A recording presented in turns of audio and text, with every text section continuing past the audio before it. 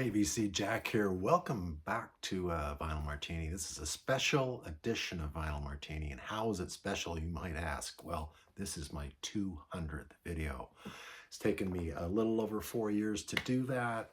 I never thought I'd get through 20 videos when I started this. So I'm really surprised that I've hit that number. Happy to have hit that number, and I've met so many friends in this community face to face, and I don't have subscribers. Like I say, I only have friends on this channel. So a couple of weeks ago, I went to Vancouver, went to my favorite record store, Apollo Records in Port Coquitlam.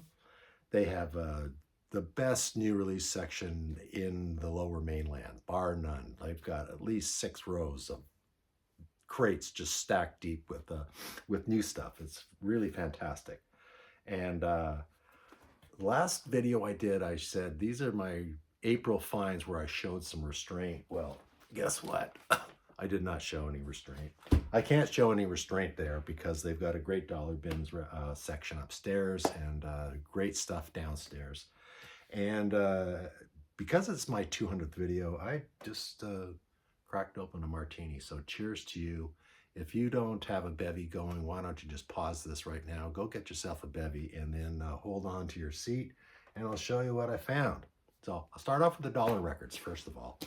And they constantly replenish the dollar records. And that's the nice thing about that store. First thing I found was Moon Martin's second record from 1979. It is called Escape from Domination, power pop record. Moon Martin wrote Bad Case of Loving You that Robert Palmer covered, Cadillac Walk that Willie DeVille covered as well.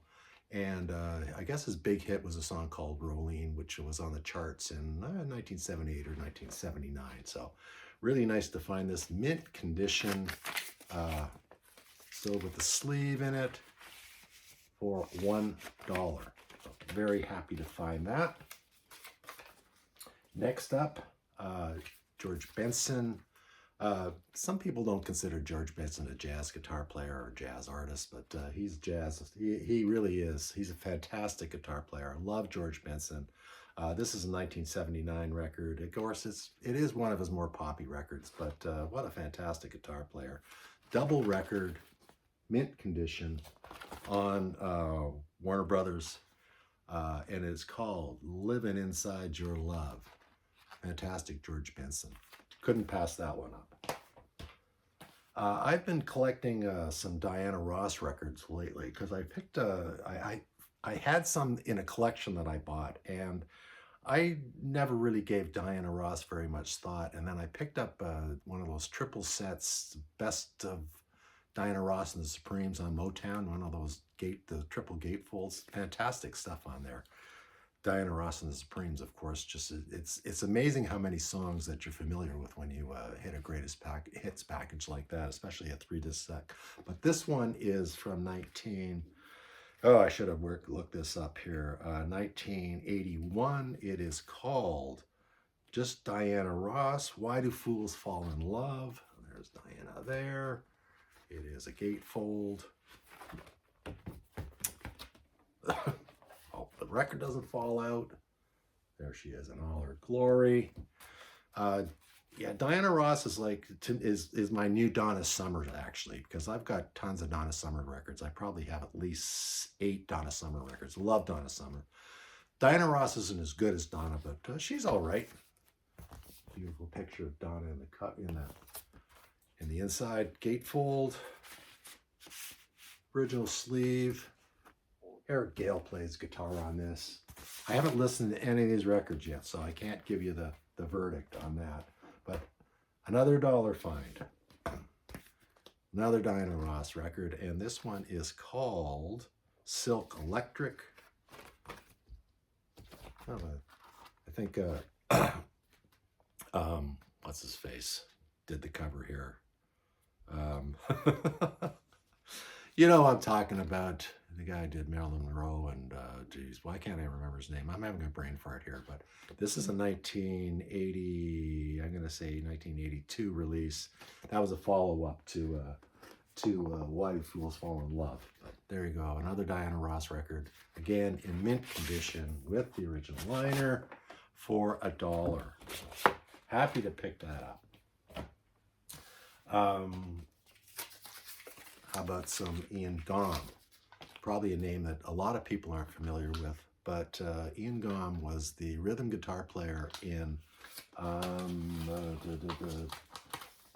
Brinsley Schwarz from 1970 to 1975. This is his first solo record. Ian Gaume is best known, I guess. I got a little note here.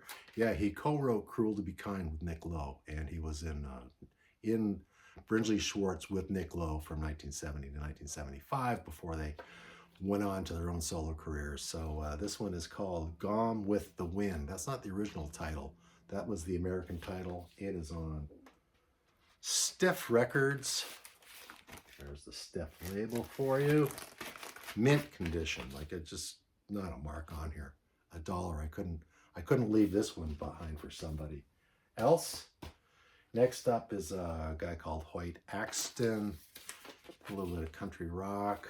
If you don't recognize the name, well, here's some of the songs that he wrote. Joy to the World, big hit for Three Dog Night. The Pusher, big hit for Steppenwolf. Never Been to Spain. Again, another hit for Three Dog Night. The No No Song, Ringo Starr.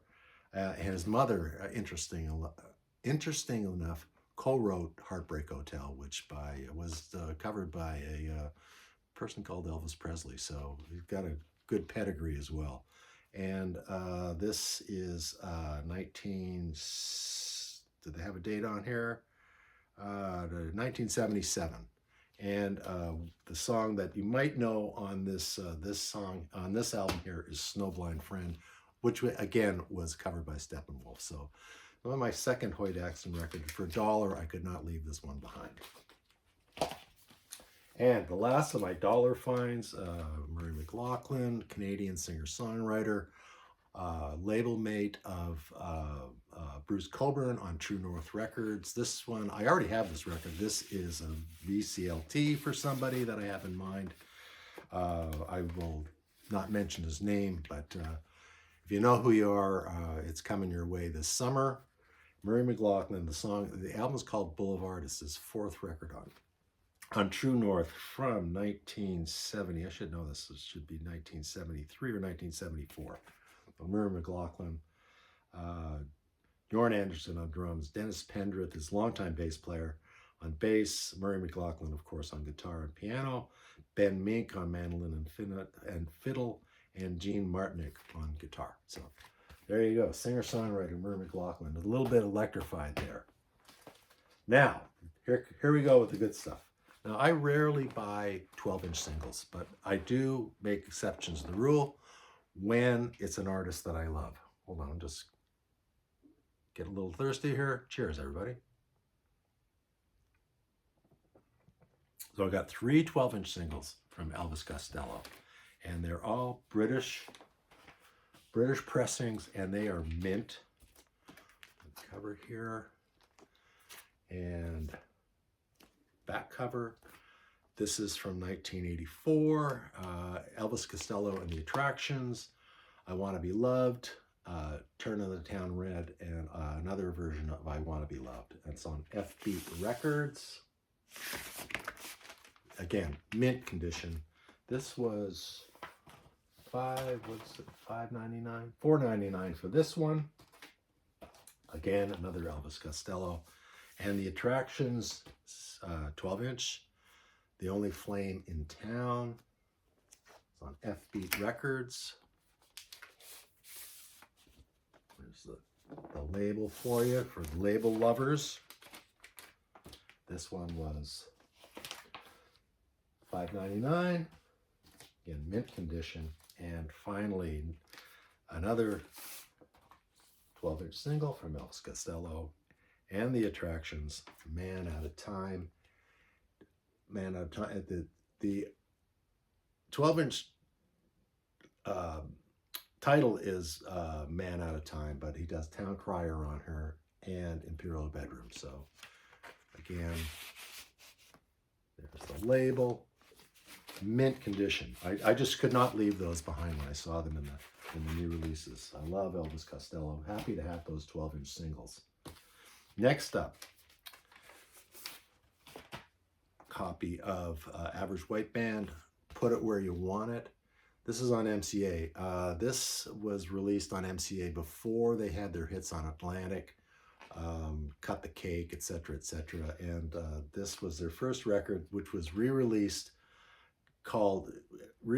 after those first two records on Atlantic were come out, that were released. And it used to be called First. They renamed it as Put It Where You Want It. So I love Average White Band. Really great soul and funk outfit from Scotland. Average White Band, Show Your Hand, back in '67, Reach Out. How can you go home? Some great songs on here. So fantastic. And that cost me $7.99. I'm not going to tell you the prices on these. That's enough about the prices, but these were all great prices. Here's one for, I think Mike, MGK Boston is a big fan of this band. That's Lydia Pence and Cold Blood, self-titled. Don't think this is their first record, but I think it's their third record. Lydia Pence has got a great voice. This is a rock and horns kind of funk outfit. She's got a voice like, I guess you have to say she's got a voice like Janis Joplin because she's got that raspy voice, but fantastic singer, Lydia Pence. It is a gatefold. It's in mint condition.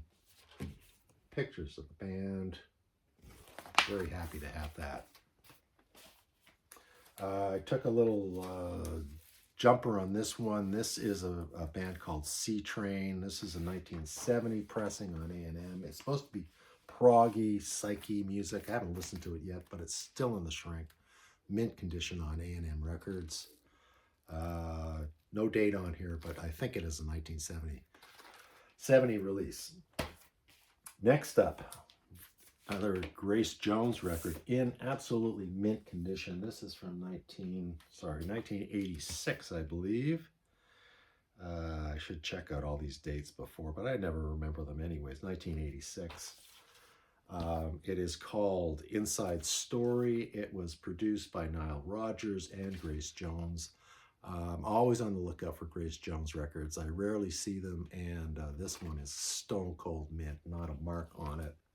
Very, very happy to have that. Here's a record that used to be found in the bins all the time, like just all the time. Like 7 or 8 years ago, you could get it for $2.99, $3, and that's Steve Earle's first record, Guitar Town. Well, I never see this in the bins anymore. And this is another mint condition. The album's called, Guitar Town, as I mentioned, his first record. I'm a huge Steve Earle fan. And he was just breaking into the Nashville scene. I think this was recorded in Nashville. The Dukes were Richard Bennett, Bucky Baxter, Ken Moore, Emery Gordon Jr., and Harry Stinson. So fantastic finding a copy of this. Finally to add this to my collection. Love Steve Earle. Always looking to add to my David Bowie collection. This one is not one of his best. Title is Never Let Me Down.